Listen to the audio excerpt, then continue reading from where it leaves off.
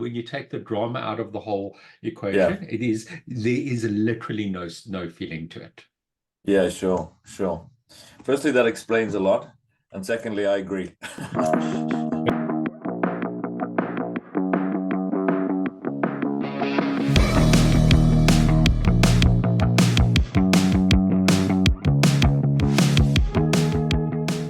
It's interesting. I mean, some of the response to pain is evolutionary. Well, it's worked. It's done well. It's scored high on the evolutionary scale because it's kept us away from the things that would kill us, right? Yeah, so it's absolutely there, but I think like all the emotions, I think it's complex. I think that Yeah. these things like an injection, as an example. I'm on testosterone TRT, testosterone replacement therapy, and I inject myself daily. Mm. Okay. And it literally, when you take the drama out of the whole Yeah. equation, there is literally no feeling to it. Yeah, sure. Firstly, that explains a lot. And secondly, I agree. Yeah. It's like when I got my tattoo, it's like once you, and it's a full sleeve. So once you learn how to breathe, it's Yeah, fine. You can go hours, The moment you 100%. like tense up when you're thinking about the pain and all that, it's a challenge. All right, good. Like, we're similar age, David. I'm just making some Yeah. coffee. And the reality is that from 20, I think from about 28, Yeah. your testosterone levels decrease 1% a year. Sure. And Yeah. if you look at what testosterone does, it's essential for thinking, it's essential for motivation, it's essential for muscle mass, it's essential for longevity. There's a whole bunch of things, and I feel very strongly. Why must I age the same way my grandfather and father aged? Yeah. No, that's right. That's right. But isn't it isn't it as you get a bit older, you also probably shouldn't be jumping off mountains and doing all of these, crazy things, motorbiking and kite surfing. Well, I mean, those are fun things, but the point is like you do less risky activities and it's seen as a sign of wisdom. But I guess you're taking the other approach. I'm taking another approach. Bezos said it in his interview with Lex, that most people have this curve to life, Yeah. which kind of goes like this. You hit your Yeah, peak yeah. in life, and then it goes like that. I'm in a movie of a flat curve. I'm in a movie of, Yeah. sustain myself in peak performance, Yeah. and one day when I'm ready, I'll get euthanized. Yeah. The flat curve and then the flat line. The flat curve and the flat line. Like there was this week, funny enough, the oldest man in history. He's 100 almost 20. Yeah. You interviewed him, and it's an advert for not wanting to live past that age. You could see his eyes no longer function. There was just redness. His Yeah, skin sure. was paper thin. That guy would flip and cough and bleed All a apart. pint of blood. Yeah. Yeah, and the one thing, you can keep the rest of the body going, but I think there's a finite number of brain cells. That's the problem. Because when you don't have your faculties, you don't have your mental faculties, then it's probably a lot less fun, right? Which is why people get all frustrated with old people. They just, you know, 100%. And I don't, we from an evolutionary perspective, firstly we didn't evolve to live this long, and then we somehow, through combination of religion and self-preservation, we've made it yeah. fashionable to this illusion around retirement and longevity, and don't do this because when you're 80 you will regret it. When I'm 80, I want to be long dead. Okay. Well, I don't think you have to be long dead at 80. I mean, you can still have a good. I mean, look at Bruce Springsteen. How old is he? 76? And he's still going? 70, Yeah, 75? actually. So he's a good example. I saw him on Curb Your Enthusiasm. Yeah. Yeah. That's such a great show. Like Yeah. honestly, Larry is like one of my all-time favorite human beings. Yeah. Yeah. It's really good. Completely unscripted. But he's a good example of that. And Larry David as well. I mean, he's in his, He's 76 as well, I think. Yeah. Maybe he's only 76, but anyway, like, Yeah, and clearly still being of use to society, right? yeah. So I think that I think it's I think that we shouldn't put a age on it. For me, I've got a view on what makes me happy. Yeah, And my association with euthanasia is when I can no longer do the things that make me happy. yeah, That is the time to call it. And and it's different for different people. If so bone density is a good example. So the challenge you get when you hit your 70s is that your bone density has decreased to a point where yeah, you break bones easily. Like yeah, one of the guys I ride with a moto, he's now in his 60s and he's riding better than I am. yeah, But what he is saying is that he's noticing that his skin thickness, when he gets a wound, it's taking 3 to 4 times longer to heal. yeah. I can imagine that. I can imagine. I've started doing intermittent fasting. So Yeah. I've seen so many of the benefits or heard about so many of the benefits. My brother does it with great success and whatnot. So I was looking into it. The one that you do daily where you only eat between 6 hour window. Like my schedule just doesn't allow for that because I can't, if you start eating at 12 and you finish by 6, like I just can't guarantee that I'll find a time to have a meal before then, right? Yeah. Excuse me. So I went to the one where you do two low calorie days and 5 normal days. So Yeah. low calorie days like maybe 500 calories, Yeah. um, which is actually it's really good. Actually, I think it is. I'm definitely seeing some benefits in it. I mean, I think. If nothing else, it definitely you have an appreciation for food as opposed to just this thing that's always there and whatever else. So kind of it redefines your relationship a little bit with it. I think in a healthy way. But you feel quite good after those days, because you give your body a break from always digesting and whatever else, and it can lower the insulin levels and all the other stuff, which is worth looking into. But yeah, it's good. I think my learnings are don't do it on a day where you don't have a lot to do because Yeah. then that kind of sits front of mind. But if you're Yeah. busy, you just go on. Yeah, but I think boredom, one of my associations with food is absolutely around boredom. Yeah, But this is a good example of I've looked into it and I've done intermittent fasting, and I still will do it by default. But yeah, one of the advocates of intermittent fasting is Peter Attia. He's a longevity doctor and expert, and he's written yeah, multiple books on longevity. And he was a massive promoter of intermittent fasting until he started looking at his body composition. mm, And he enjoyed intermittent fasting for the reasons that you just described, but what he did find was that his lean muscle mass was decreasing. Interesting. Because that's one of the things I'd read in a lot of the reports that that muscle mass wasn't really, excuse me, wasn't really impacted by it. So, I mean, I don't know. I guess there's, yeah. I mean, he's an expert, so I guess there is some better validity Well, to that. this is where the nuance of medical science comes in. And this is why control tests are so good, and this is also why cohorts of humans are important. Mm. Peter is a triathlete, so he cycles, he swims, he runs. He lives, I think, in Boulder or one of the more active cities, and so his baseline of muscle Yeah, mass and your baseline and my baseline and the average sedentary human being are so different. yeah, sure. Yeah, I think one of the things two things attracted me to it. One is, I mean, I was like, quite active in workout and peloton and weights and strength training, and whatnot. And obviously all the sailing is quite, I mean, it can be Yeah, quite it's strenuous. massively taxing. Yeah.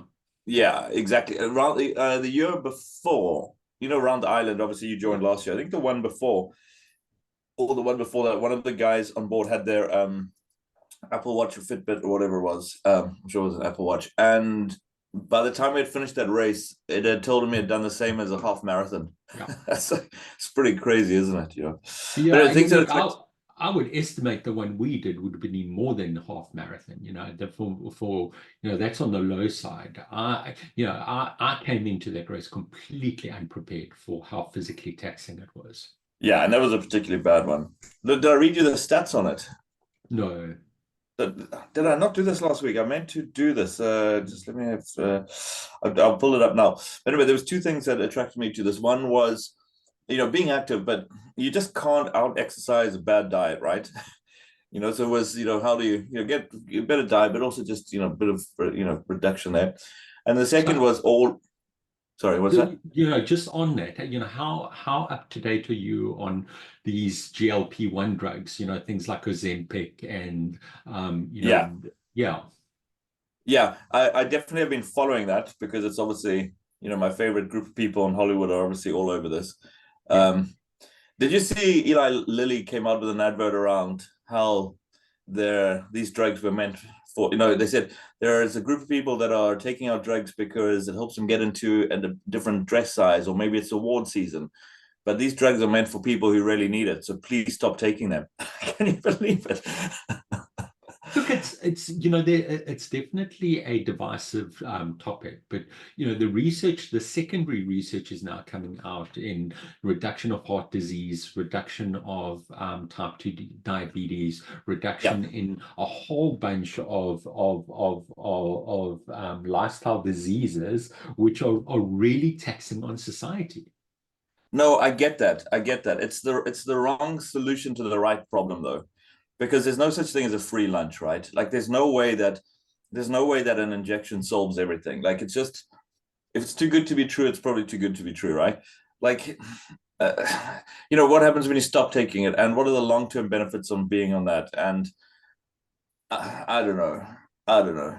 It's Look, the yeah, FDA has approved it for weight loss. So, this is a drug that's been used for diabetics for a long time. yeah. And so we do have a lot of data on it. But so what are we solving for? Um, and is overeating a feature or a defect from a Mm, evolutionary perspective? mm, mm. Yeah. Is it what is it? I mean, well, I mean, it's twofold. It's overeating, but it's also highly, highly processed foods in the US, right? Cornstarch and everything, and it's just these are not diets. It's the furthest thing from a Mediterranean diet, right? Um, I don't know, but it's not.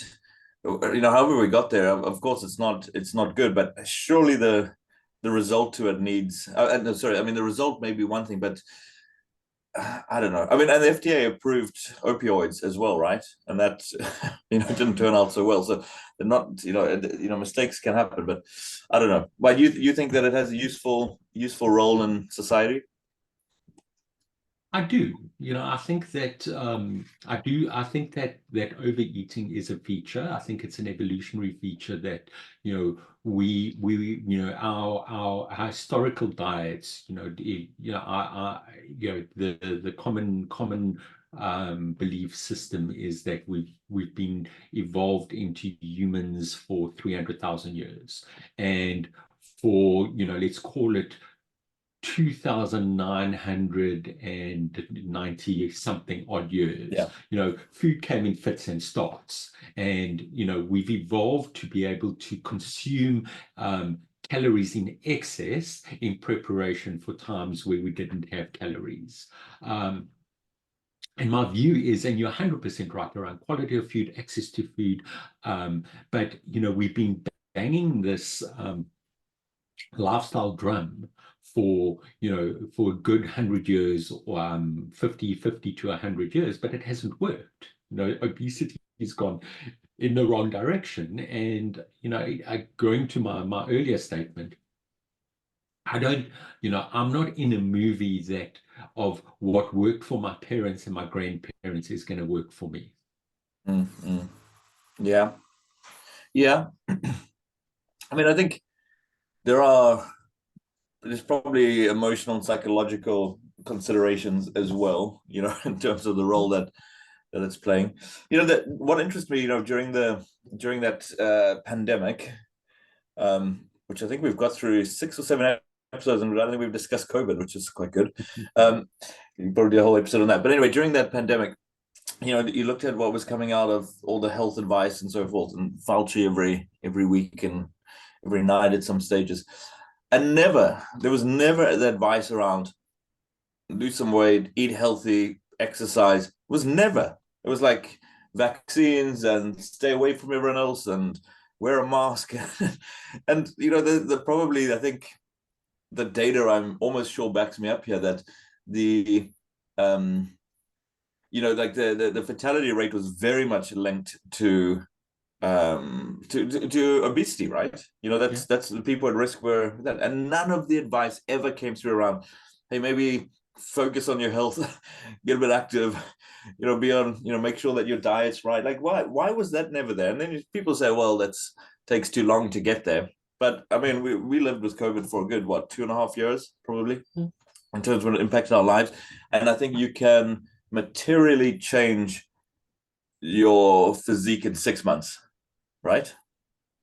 But yet that never came out, and it just cannot be a coincidence, because it is just so obvious. Like, if it didn't come out and it wasn't the advice that was given, there's a reason for it. And so we'll call me a conspiracy theorist, but I don't know, it doesn't make any sense to me. Look, I think you and I are different there. I look at Fauci as a imperfect human being, and I think everybody was doing their best during that time with no playbook. I don't see any incentive why a person or people, because it was almost every state in the world where their health ministers, the people who work for health, the people who have committed their whole careers to medical science. I don't see any incentive why they en masse should spread misinformation or half information. Okay, it's very generous. It's a very generous view. It seems like we are getting into it. I mean, it all comes down to incentives, right? Firstly, I think he had spent his career amassing a power to dispense funding. Mm-hmm. And that's made him an incredibly important figure in the health and medical world and the research, because he got to write the checks, right? I mean, massive amounts of it. So I'm not sure it was as altruistic as maybe my views is probably less altruistic than maybe your views in terms of his approach to it.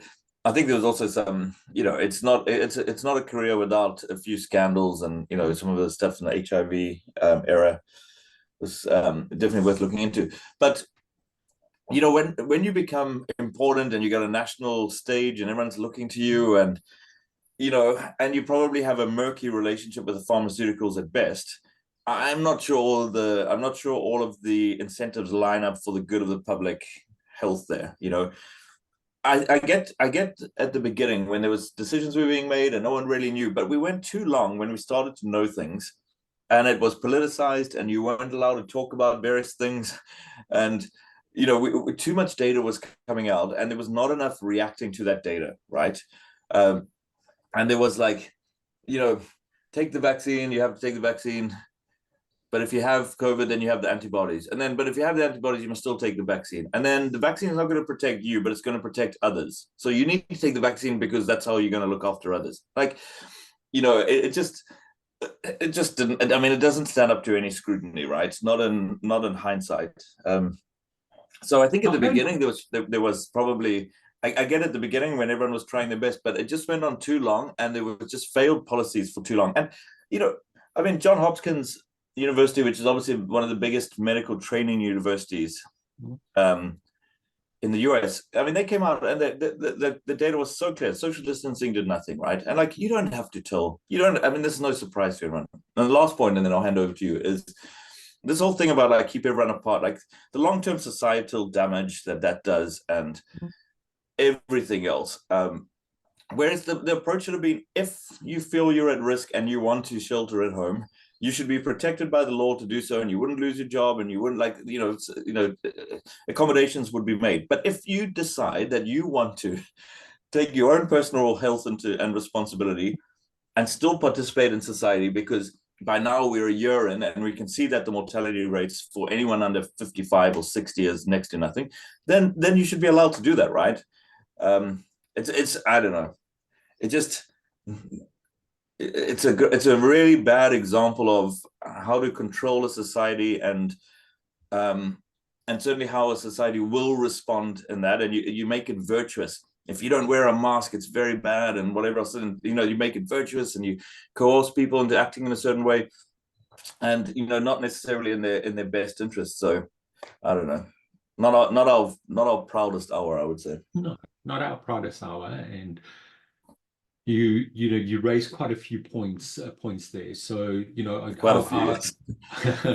I was in Johannesburg 2 days ago. Chris, our esteemed managing director of All In Podcast, booked a meeting where I needed to get up at 4:30 and hit the road by 5 a.m. and I got home at 8 p.m. that evening. So I spent a chunk of time in airports, and I look at the odd person, and it really is the outlier wearing a mask. And two things came to mind when I looked at these people. One was how absurd they look, and the second one being the complete insanity that we all subscribe to this. And probably the third one being the misinformation that masks are there to protect other people from being infected by you, not you infecting other people. And I guarantee you, if I to ask these outliers why they're wearing a mask, they almost certainly will say that they do wearing a mask to stop themselves getting infected. So completely aligned with you that masks are absurd. Your second point around social distancing, I think a good example is Sweden.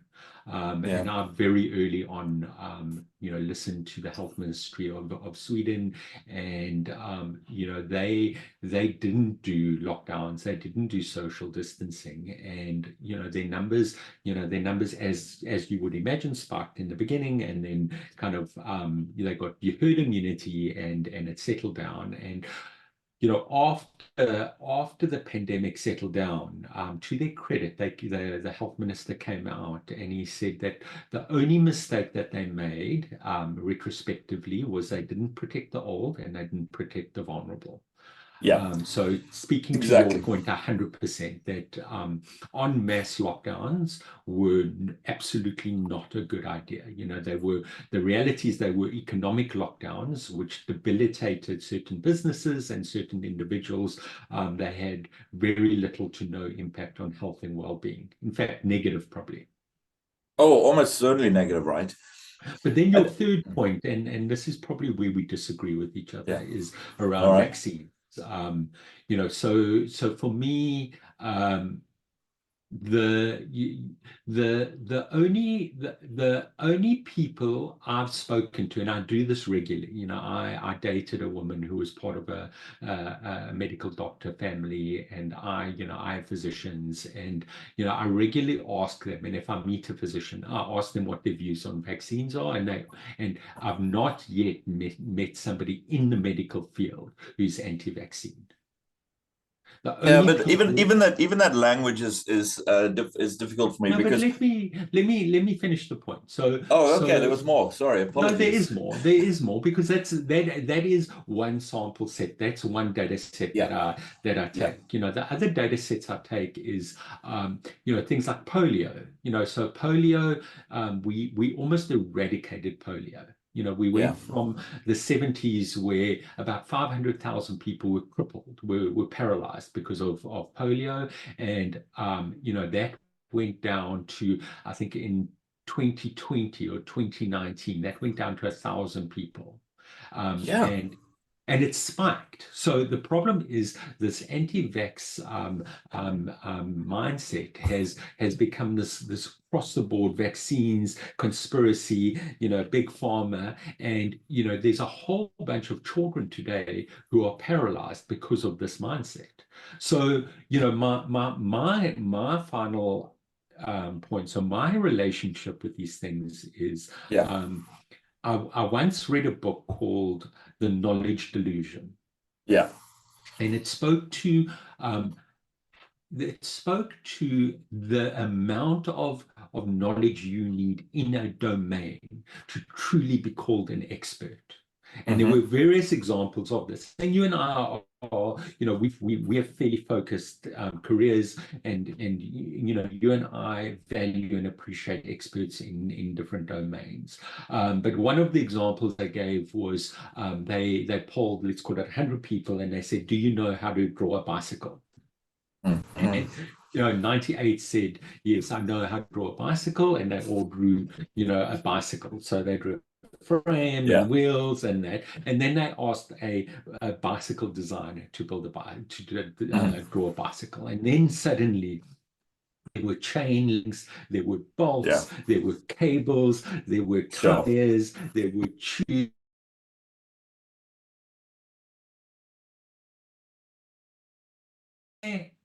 Approach to specialist subjects is I default to subject matter experts. Yeah, rightfully so.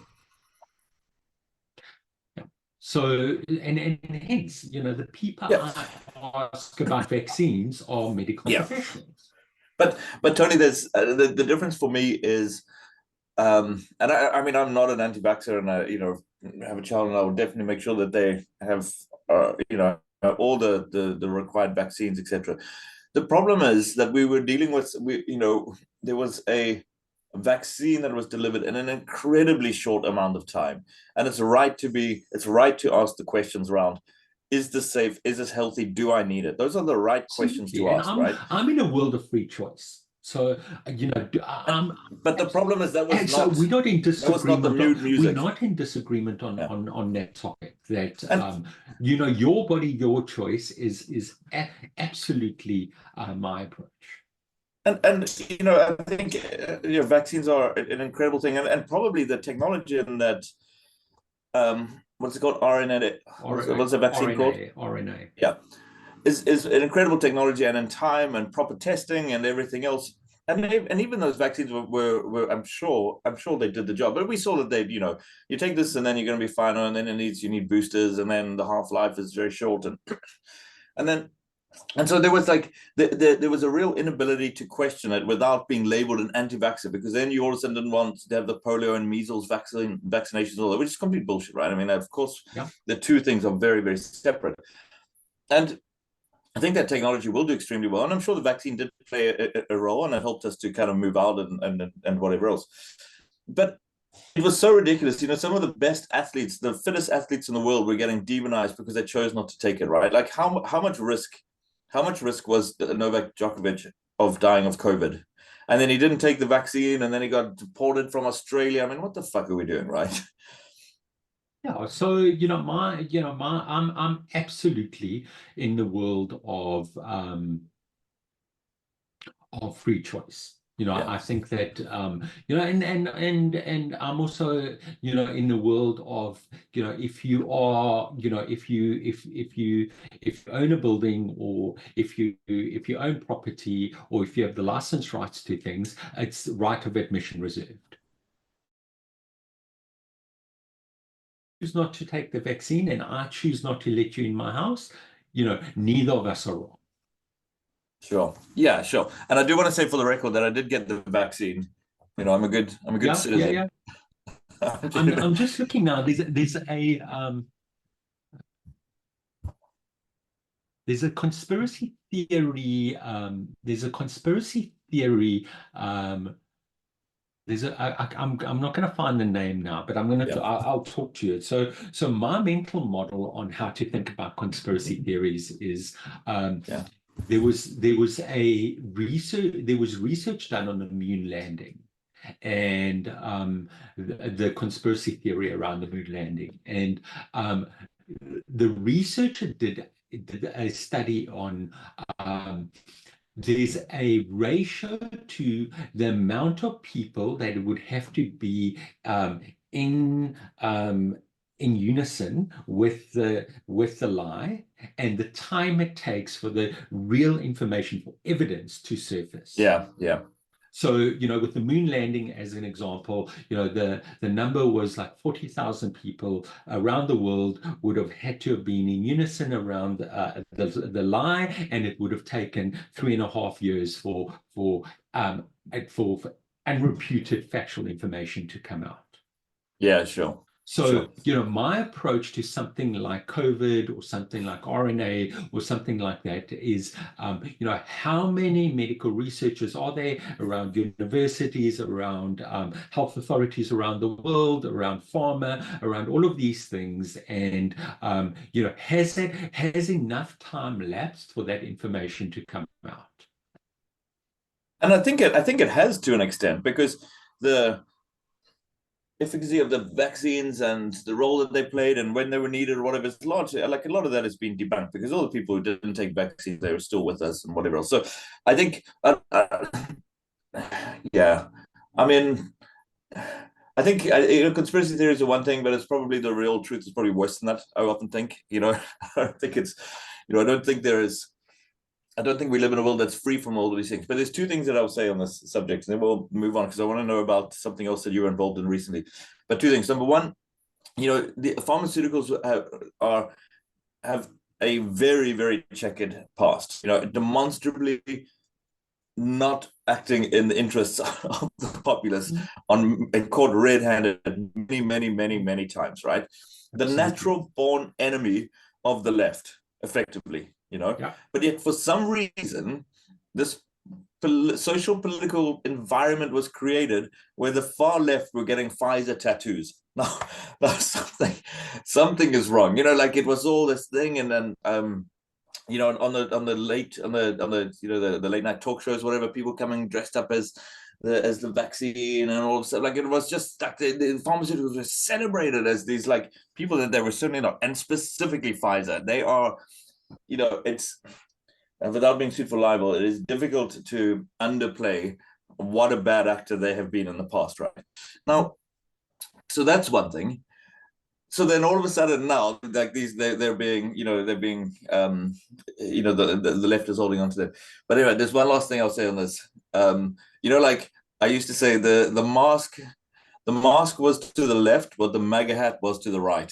It was just this way of socially indicating and signaling your virtues, and it's just, and then we just live in this, and then it's just all politicized, and it's all, you weren't allowed to think, and it was all, you either was this or that, and if you questioned whether there was if you question whether the vaccine, you should take it, do I need to, I'm 40 years old and fit and healthy and whatever, like, then you were labeled an anti-vaxxer. Like, it just didn't make any sense. No, right? it didn't. And look, my last commentary on this is, I look at my mental health as as a triangle. There's myself and my needs and wants and desires and beliefs. Then there's the people informing me, so big pharma, podcasts, papers, and then my medical practitioners. And I personally spend, I'm not a heading the same kind of person. I've got blood work from 20 years. I manage my health. I proactively go for checks. I recently went to a cardiologist and spent a full day with them doing a myriad of tests, even though I've got no history of heart disease. But when I moved to Cape Town in 2018 from Johannesburg, and it took me a long time. I saw a lot of GPs. It took me a long time to find somebody who I could build a relationship with. And my relationship now is, I'll go and see my GP, my general practitioner, and we will then he is my subject matter expert, and we will then have a long form conversation around what I'm reading, what I think the benefits are. He'll give me his view and we'll discuss the pros and cons. Yeah, sure. But it can save you some time and money. Just ask ChatGPT, right? Speaking of which, we go to the App Store and play Google Play Store, is that what it's called today? With obviously that solution that we've been working on. So you can imagine that'll be out to a selected number of customers in the next week, and then we'll go beyond that. And that's obviously the first foray into deploying something, a customer tool that's AI driven, right? Great partnership with Microsoft in that one, and really good success story. And it got me thinking. We are onboarding a new non-exec onto our board, and I was doing a bit of like induction with her, and we're talking. And she asked me a question around what keeps you awake at night, and where's the gaps in the business or whatever else. And we have a very unique business, and we listen very closely to what's happening in the field and the coalface, and a very robust dialogue that comes back there, and that largely keeps us on track. When we go down the wrong road, we get some very good feedback, and it's deafening, and it's you can't ignore it. So there was nothing that was like massive at keeping me awake at night. But I said the one thing that I guess I do worry about is missing the opportunity with the rate of technological change at the moment. Yeah. And the opportunity loss of that, the competitors do it, they their posture, it improves in a certain area of the business, whether it's cost removals, so they can go and invest in something else, or their customer facing or tools get better, or whatever it might be. And so then we were just talking a little bit around how do you effectively do R&D in a business that has a massive amount of complexity, and keeping the wheels turning, the ERP engine doing what it needs to, plus a wide scale deployment across almost 1,000 sites, and there's so much complexity there. Like I think how our relationship I think has really grown is professionally and otherwise is if I tried to do all that R&D in-house, you can imagine you have a meeting with all your tech leaders, you would spend 95% of it talking about the current stuff and what you're doing, and you'd spend 5% of it talking about some aspiration on research and development.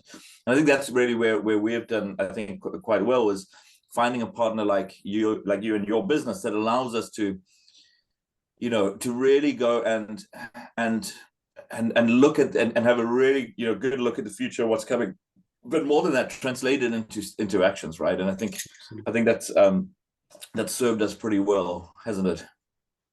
Yeah, it absolutely has, and it's a symbiotic relationship. You need to, it's unusual for us to have a global blue chip customer like you, who is willing to really look at innovation in its early phase and how it shows up in the business. Yeah.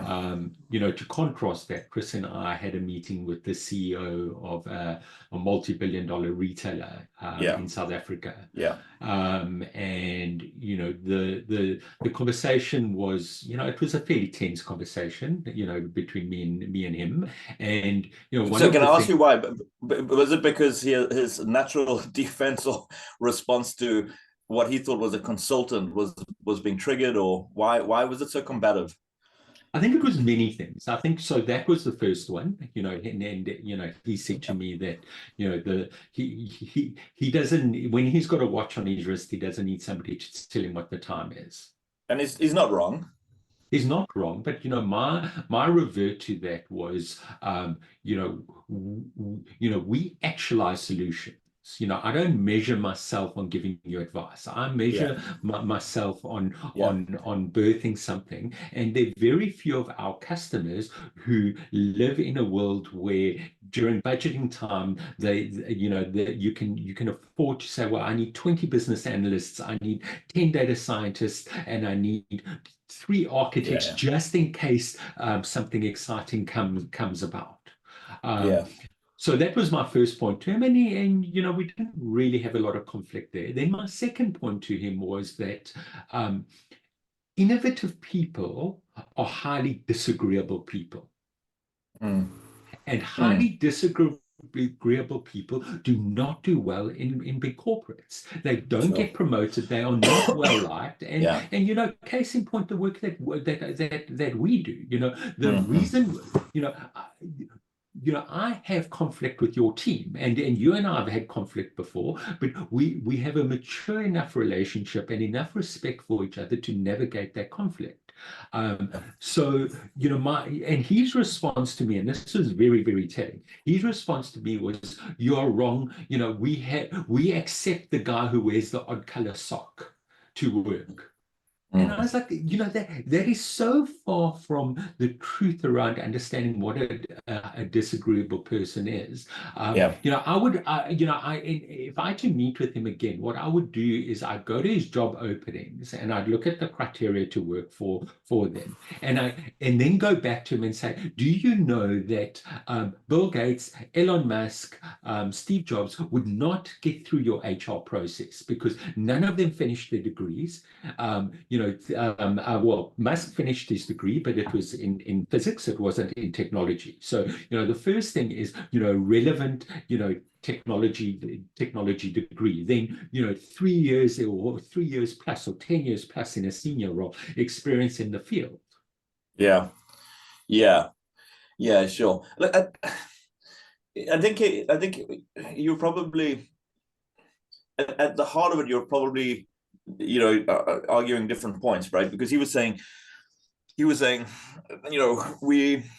we should know how to manage our and run our business, and he's not wrong in that. Like I don't believe in using consultants to tell you how to do your core business, right? And that's a discussion you and I had, and from the start is, if it's something around infrastructural or deployment or whatever, like we have to have the expertise of that. And if we're not, and we're not doing it, the answer short term might be to get help from somebody else, but the real answer is go and build the capability in house, right? Like that's to keep the wheels running it has to be a core competency, right? And But it took me a while to come to terms with that because it took ideally we want to get involved through the process, and you were very insistent that your teams need to take over the projects and deliver them, and it took me a long time to come to terms with it, but in the end you're right. yeah, and they will never own them properly and whatnot. And also, like we pay like certainly not a small amount of people a decent wage to go and run and have responsibility for what they have responsibility for, and there should be accountability in delivering that. The question I would have asked this individual was, where does your R&D sit, and are you happy with the output of it? That's the question I would have asked, because that's where you and your team offer the most amount of value. And we've learned how to work. Like, you need to project manage it. Well, certainly not you, but your team. But your team, you have extremely capable project managers who are action orientated and detailed, and you need to project manage it. You need to own that process. You need to have the right stakeholders from our business involved, and it's got to be around it's got to be the bleeding edge. Like, what are we trying to do that we don't know about, right? Like, how do we go and do the research? How do we figure out the players? How do we figure out where it sits in our business? And we don't completely outsource it. It's a mutual thing that happens, because the question around where does your R&D sit and are you happy with the output of it, almost certainly I'm sure the answer then would be no. And then the question is, well, why not, right? And I think it's never because bad people are doing bad things. It's because of all the things that we'd said before around the complexity of just running a business on the day to day, and what's you made your 10-year plan in a business, and you probably have your plans for the next year pretty much in lockdown, and maybe the year after that you got the big blocks and you know what you're doing, but they're really looking ahead and what's coming, and it's it is just very, very difficult to do the two at the same time, and it would have been interesting to know what his answer to that would be, like, where's that. And big businesses don't, to your point, they say that they will reward innovation and so forth, but they're not engineered for it, because it's disruptive and it's chaotic and it can be expensive and there can be false starts and it's a road full of failures before success. And these are not typically the things that you get promoted for, which I guess are making the point that you made. And it goes beyond having polka dot colored socks, doesn't it? Yeah, so a few points on that. Um, the first point around AI and generative AI in its various guises that we're seeing is, for the first time, we've been doing digital transformation work for a long time. And digital transformation work to date has always showed up in everywhere else except technology. So we've automated finance to a large degree. We've brought a lot of automation to supply chain. We've brought a lot of automation to operations, to sales, et cetera, et cetera. This is the first time in my career I'm seeing an en masse disruption of a core technology function. And the challenge being that the person advising a multi-billion dollar CEO has to have the self-confidence to be able to disrupt their own function. Yeah. And Yeah. I never saw that show up in finance. All the automation I've done in finance has been driven by the CEO or another function. I've not sat down with a CFO who said to me, I have 50 debtor clerks and I would like to largely automate that process. And it's human nature. This is the person's tribe. They hired these people. They've gone away with these people, and it takes a lot of courage to be able to disrupt your own function. So that's the first one. And then talks to the second point. And, I asked the CEO what his view of AI is, and his response to me was, there's nothing new in it. So, Yeah. whoever's advising him, that is the mantra that they're giving him. And that just reeks to me of an answer of somebody who doesn't have a plan, doesn't really understand it, but knows they're missing out. So the easiest thing to do is to be disregarding of it, because then your lack of preparedness for this new world is validated, right? Because you can just disregard it and say this is not a thing. 100% right. 100% right. And then my last point on this was AI, because my last point on this is that I sent you a video this morning, a YouTube link of Andy, the new CEO of Amazon, on a CNBC interview, and what struck me was the level of depth Andy went in as a CEO on generative AI. He spoke about the landscape. He spoke about the use cases. He spoke about the limitations. He spoke about sizes of models. And when you've got one of the top 10 largest businesses in the world, and the CEO of that business is going into that level of detail, it really talks to anybody who thinks that generative AI is a bubble. Clearly does not have their finger on the pulse. Yeah, exactly.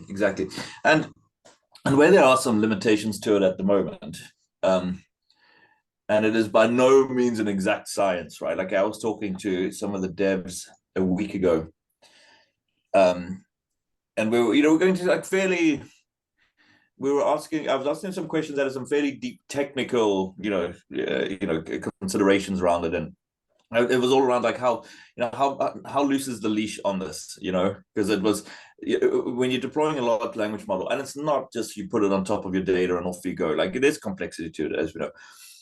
And my view was, if the leash is too tight, you lose some of the magic, because you want it to come back and give you highly contextualized answers, not be an advanced search function. It should do that as well, and it should surface information, and it should go static and dynamic, data that it can surface.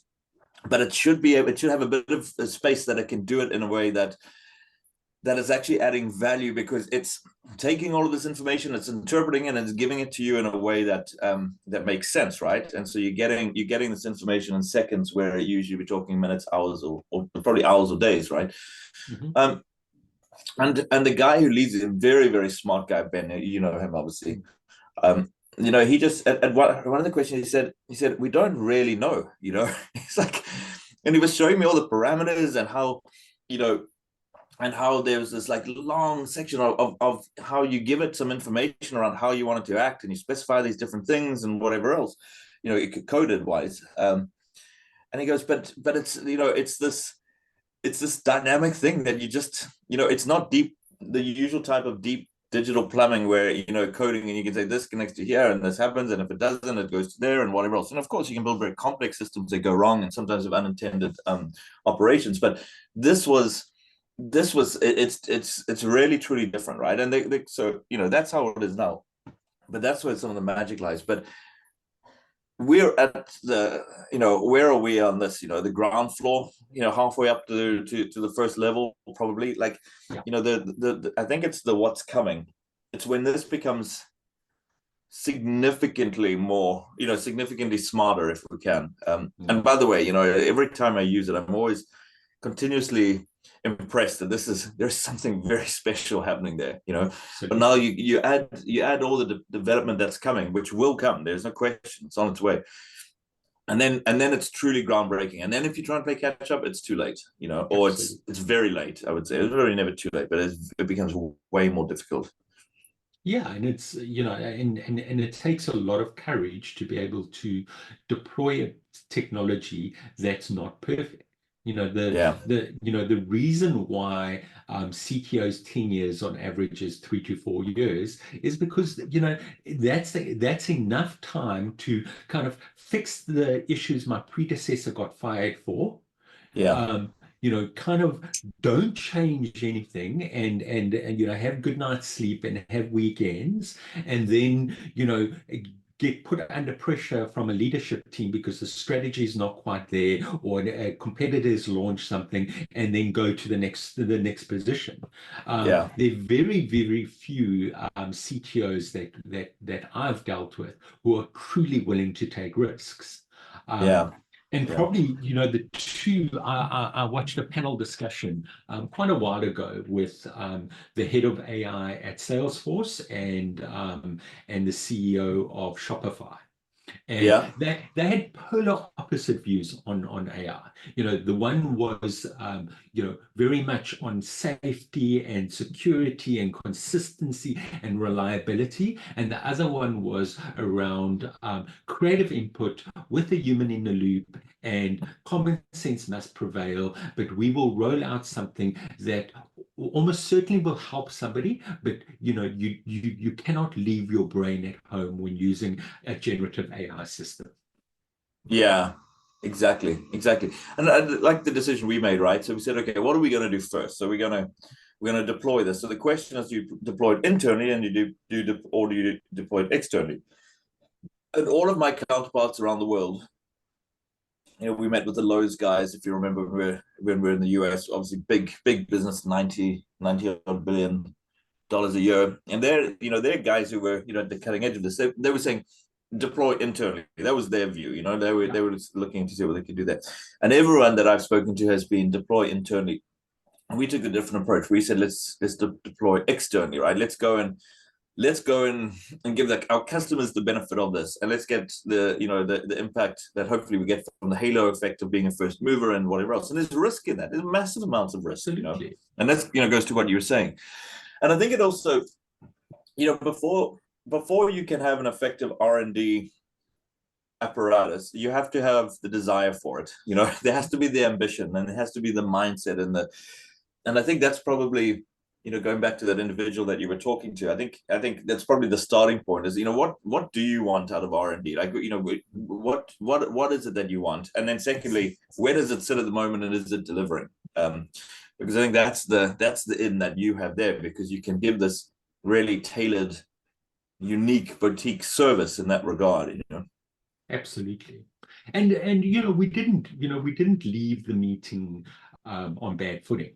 Of course. The CEO, he's come back into the business, and they've got some serious profitability headwind, which he said to me he needs to stabilize the business, and I get that. I've been in a business with economic headwind, and it's really not fun when you're looking at long-term forecasts and you're asking hard questions around hiring, firing, opening, Yeah. closing. So I get the hard realities of running a business. And he has unlocked, a couple of functions inside the business for us to look at. But coming back to internally, externally, we had we had the opportunity, when we went down this R&D cycle, when we went through the hackathon, we had multiple options inside the hackathon on who to go through. And the two candidates that went through to the second week, and they both had working prototypes in the first week. One was an internal solution and one was an external solution. And, they both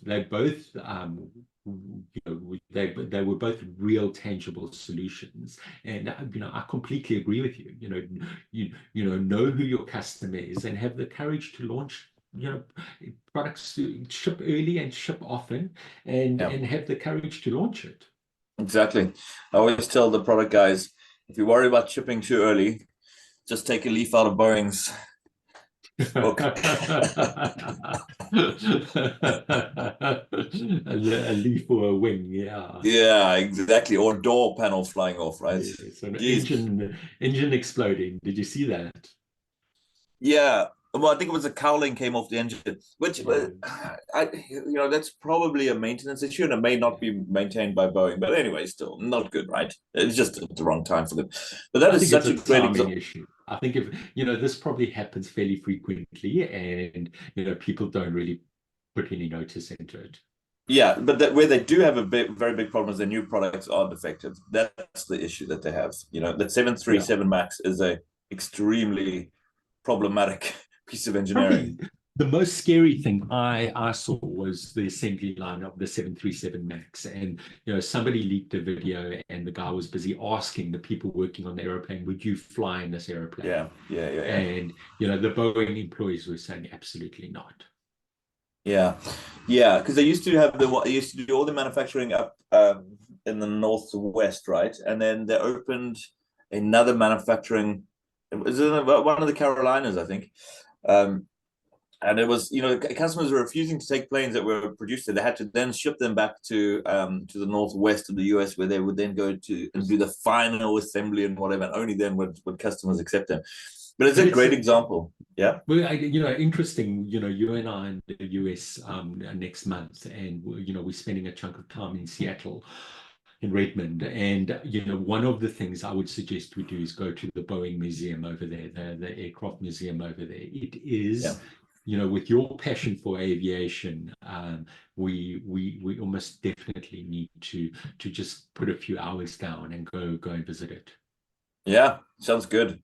I mean, incredible business, right? I mean, it was probably one of the most impressive US businesses for a very long time. But they moved from being engineering led to being financially led, and it is literally that simple. And that's that deviation. When you start 2 degrees deviation from your existing model that made you so successful, and over time it becomes a mile, right? And that's what's happening at the moment. The CEO has been booted. And it's a phased transition because you don't want to spook the markets and whatever else. But I'm definitely, I did the no tears, I think, to see him go. I mean, just a lot of arrogance that he came in. I don't think he was truly appreciated. I remember an interview, and he was being, somebody asked him about some of the problems, and he was very dismissive in his answer to it. And and he clearly hasn't fixed what he needed to. So, yeah, interesting. Not good though. Not good. Not good at all. And the CEO, and shortly afterwards, often the CFO goes. But this is the world Google's in, where these problems are systemic. For sure. There are very few Elon Musks in the world who have the courage and have the stomach to walk into an organization like Twitter and make deep, meaningful changes to an organization and live with consequences. Because, things are going to get a hell of a lot worse before you start seeing any light at the end of the tunnel. Yeah, no, I think that's right. I think that's exactly right. And I mean, once he did it, you could see how many companies followed suit, right? Yeah, You know, it's like, absolutely that. yeah, Meta, everyone, Meta, there was a wake up call. Like, we're not held hostage to this extremely expensive, bloated, employee body. Like, we need to make decisions that are the right things. We need to get focused and accountability, and we need to do all those things, and to great success. I mean, look at the results. Meta is going, delivering at the moment. Unbelievable. but this is, David, this is for me the single thing that differentiates a good enough executive from a great executive.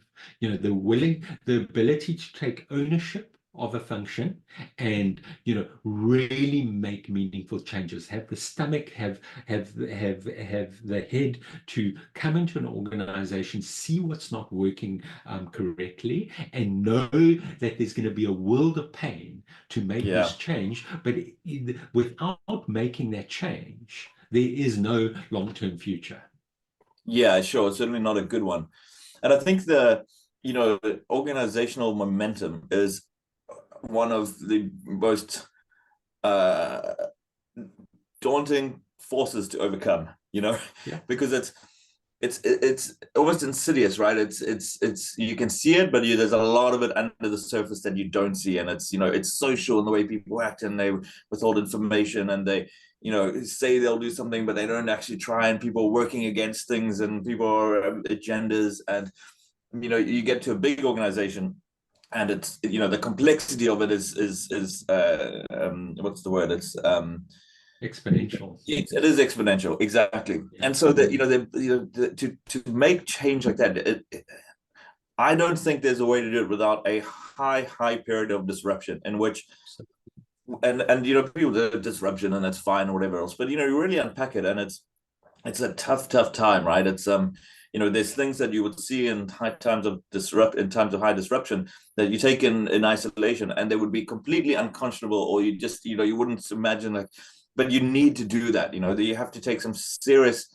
like, it gets quite drastic, and then you've got to step back, and you've got to let the right leaders who are in place take it forward from there, and let them do their version of it. If that period of disruption doesn't transition into a period of ownership of your direct reports and their direct reports, you'll never get there, because the moment you stop disrupting, and if they're not taking it forward in their own version of it, the moment you stop, it stops. Yeah, and it's one of the things I've learned working with you is around giving people agency and giving people real agency. I think that your leadership style on high trust, high accountability is a scalable way of working. So I've learned that, but then in the same token, I think what's underappreciated is that being a leader can be a very, very lonely task, because in a lot of ways you actually have to have selective hearing for this momentum that's happening in an organization. Yeah. Because if you don't, you'll just be paralyzed. Yeah, no, exactly. Yeah, no, it's interesting, but anyway, it's a privilege, right? To lead people is a privilege, and it's Absolutely. I always think there's an immense amount of responsibility with it, because people spend so much of their lives working that it is probably it's certainly one of the biggest determinators of their of how people view their lives, their happiness, their whatever else. And whereas obviously everyone is responsible for essentially at the end of the day responsible for their own happiness, as a leader you get to influence that, right? And I think that one of the things that I learned, or I realized quite early, was one of the biggest predictors of happiness in a job is agency. And if you take that away from somebody, I think it's morally wrong, because I think it's an abuse of a position that has very far-reaching consequences thereafter. But it's not always, that high trust high accountability, it can get messy, right? And when it does get messy, it gets properly messy. But that's an indicator. Then something's got to change, right? And it's not always high trust, 10 and accountability at 10. There's, at times you dive in and you get very specific on something, very specific, and then you step back and you let people get their version of it and go forward. And so I think it's a balance. I don't think I always get it right, but I'm constantly asking, striving to do that, and really that view of, I have a moral responsibility to create an environment in which people have the best chance of being happy, because they're going to spend so much of their lives doing this. Absolutely. But anyway, I'm sure people listening to this who've worked for me may disagree at times, but that's certainly the ambition. No, it is, I think the illusion often is that your boss, woke up one day and he was suddenly this enlightened leader that's infallible. The Yeah, reality is that, we're all learning and we're all making mistakes and we're learning from each other and, trying to be a better person. One of my friends, regards herself as an extreme feminist. She works for the yeah, UN on women's rights issues in war-torn areas. That's some incredibly good work. And she, a highly confrontational human being, and she, over a dinner, started asking me some say to her probably hard questions around, how do I live with myself associating in business and these evil CEOs who take so much money home. And my response to her was, I don't see evil CEOs. I see, hardworking people who, often have heart attacks young, who spend a lot of time away from their families, and yeah. who have to make hard decisions multiple times a day. Yeah, and you are largely unprotected from the types of job protection and whatever you live in the wild and die in the wild. So, yeah. And there's a lot of courage to being publicly wrong. There's yeah, not, there are not many positions where you, to your point, are completely unshielded from the good and the bad of your decisions. yeah, yeah, and the ramifications are so drastic for yourself personally and the business and whatnot. And it's 10 times, they say 10 times more difficult for an exec to find a job than a senior person, director level, whatever it might be below that. Like it's certainly not all roses, right? But anyway, I mean, I think there's a lot of responsibility, and but it's a privilege. There's no doubt about that. It's absolutely a privilege. It's absolutely a privilege to lead, and but it comes with this responsibility. Yeah, indeed. Well, good, Tony. I think we're at the top of the hour, maybe a bit beyond. I'm not sure we've solved any of the world's problems today. What's to look out for in the coming weeks? Yeah, so Meta are launching or releasing a whole bunch of models next week, and the rumor mill's alive, and we're going to see likely some quite large models and likely some quite small models. And my view is we're going to start seeing in the coming week, and if not in the coming week, certainly in the next 2 to 3 months, large language models running on handsets, on mobile phones. And Meta might be the first company to launch one. Yeah, okay. Yeah.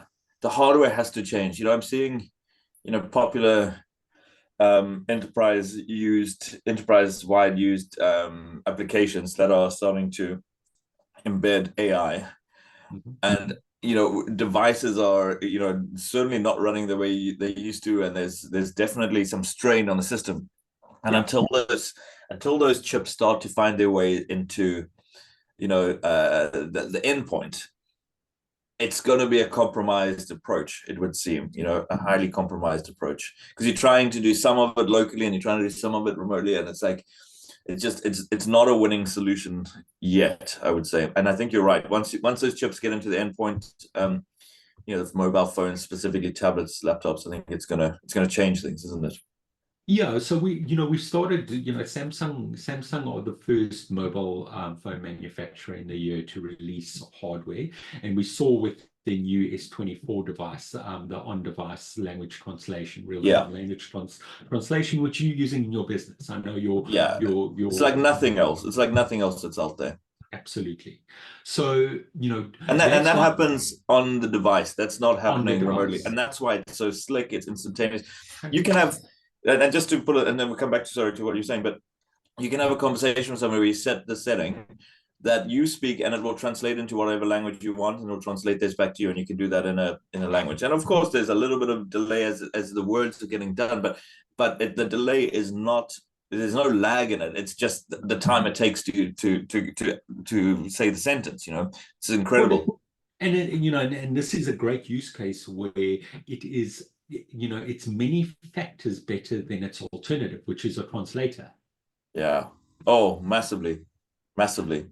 So looking at the raw ingredients of what needed to happen for that to actualize. So, you've got Samsung, who is an OEM, you've got Yeah. Qualcomm, who's providing the chip, the SoC, and then you've got Google, who's providing the operating system in Yeah. Android.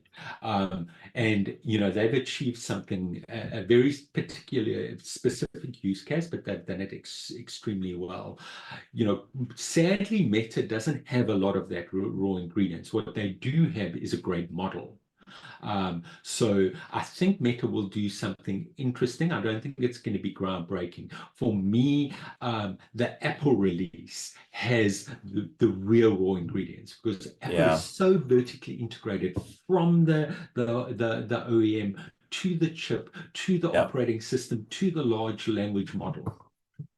Yeah, and sometimes they're not vertically integrated, but they own it all. They're They own designing it their own chips, even if they're not making them, right? They design, absolutely. they're not outsourcing any. There might be a few chips that they, um, signal chips and whatever else that they're using standard, stock standard, but the majority of it they're designing and owning themselves, right? It's all Absolutely. proprietary.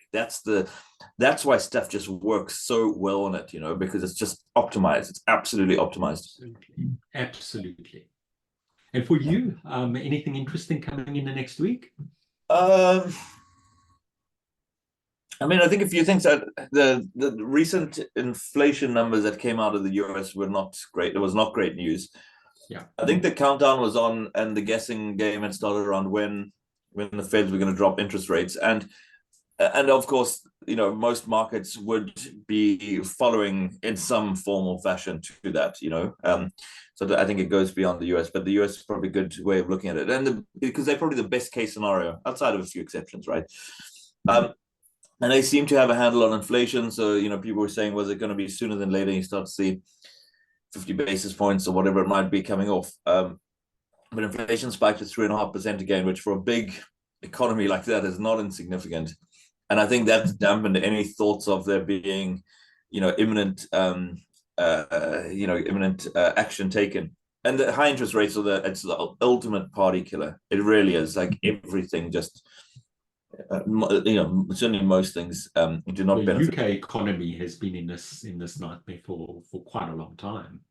Yeah, and it's such a like medieval approach to a problem because you're saying the supply chain effectively can't hold up outside of energy and whatnot. The war in Russia has obviously pushed energy up, and that's slightly different. So we'll park that. But on all the other, most of inflation is effectively saying the supply chain, demand is outstripping supply, right? Supply chain manufacturing cannot keep up with it. So more buyers, scarcity, price goes up. Pretty simple. So the response to it is let's make people poorer. So we'll put interest rates up so their mortgage becomes, some of the mortgage rates as people came out of fixed into the new environment in which we live now, their mortgage could have added £1,000 or more a month, Yeah. which is not insignificant, right? So let's make people poorer. Let's scare them so that they don't go and buy things. So we either make them physically poorer so they got less money, or we'll give them a big scare so that they think that they must save all their money, which is, usually the second, but less of the impact. Most of it is around we just physically hurt somebody's wallet so that they will participate less in the marketplace, so that we will bring the demand down. Like, how is ever the long-term solution of saying we should have less demand effective? You know, I mean, it's like saying, you know, you got I don't know, you got an injury in your arm, so you chop your arm off. Like, that's the, and of course high inflation doesn't help, right? Because that in itself, purchase parity decreases and the individual's wallet becomes less effective. But you know, it's to really do a rethink on that as to how do you, what's the right response to this? How do you go and create meaningful solutions to this, where you invest in the area where manufacturing needs to be upweighted or whatever it might be, or why didn't you just let the free market go and handle this? Because if everyone wants to buy cars and you can't manufacture enough cars, investment will follow into factories. New players will come into the market. Like, it's just, that's the right thing, because then you continuously lift, as opposed to having this, like I say, just very very rough approach to it. But anyway, so that's my. But you've also got misaligned incentives. I recently saw results from the top 5 US banks, and the institutions absolutely benefit from high interest rates. So there definitely is, around using interest rate targeting to combat inflation, there definitely is a misaligned incentive base. Yeah. Well, that can be quite destabilizing for the banks, and I often think that's sometimes what drives this, is that the model gets inverted in the stage, because the borrow low and lend high model, and then their relation to their bonds obviously can become quite challenging. So I wonder if sometimes we're acting in their interest and not our own. But anyway, There you go. Right, there you go. We started with a conspiracy and we ended with one, so that's pretty good. Bookended. Good times, David. Thanks for a great chat.